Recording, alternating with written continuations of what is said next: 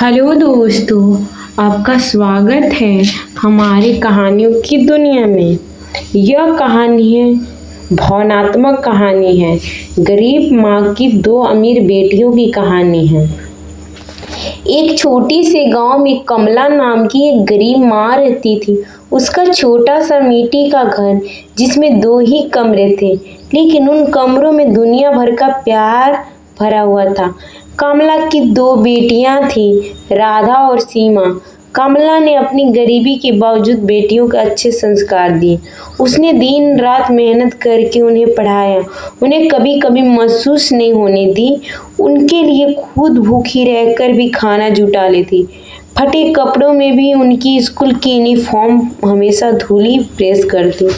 समय बीतता गया। राधा और सीमा ने अपनी पढ़ाई पूरी और फिर किस्मत ने ऐसी करवट ली कि दोनों की शादियां बड़े शहरों में अच्छे घर में हो गई। राधा का पति बड़ा बिजनेस करता था, सीमा का भी डॉक्टर से ब्याह हुआ था। दोनों और आलीशान घरों में रहती थी। उनके पास कारें थी, नौकरी थे और दुनिया भर की सुविधाएं भी थी। लेकिन कमला की वो पुरानी झोपड़ी थी। वो आज भी वही खटिया पर सोती है, वही चूल्हे पर रोटियां सेकती है। गांव की औरतें जब उससे पूछती है कि तेरी बेटियां तो अमीर घर की बहुएं हैं, तुझे अपने साथ क्यों नहीं रख लेती, तो कमला मुस्कुरा कर कहती, अरे बेटा, उन्होंने मुझे बहुत बार कहा है, लेकिन मेरा दिल तो यही है। यही मिट्टी का चौखट है, नीम का पेड़, यहाँ तो मेरा संसार है। फिर भी त्योहारों पर जब बेटियां आती तो उनके साथ गाड़ियों में ढेर सारे तोहफे, मिठाइयाँ, नए कपड़े और दवाइयाँ भी आती।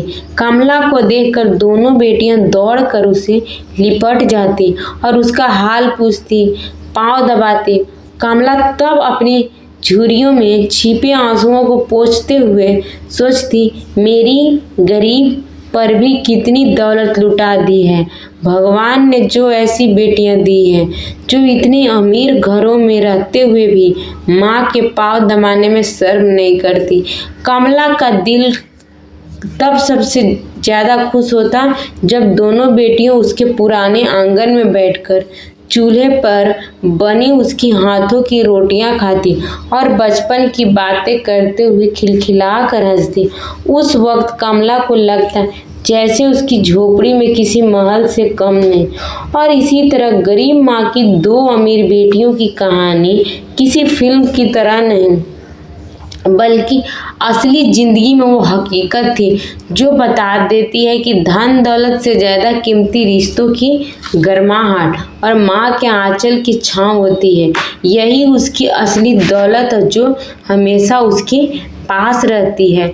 अगर कहानी अच्छी लगी हो तो मेरे चैनल को सब्सक्राइब कर दीजिएगा।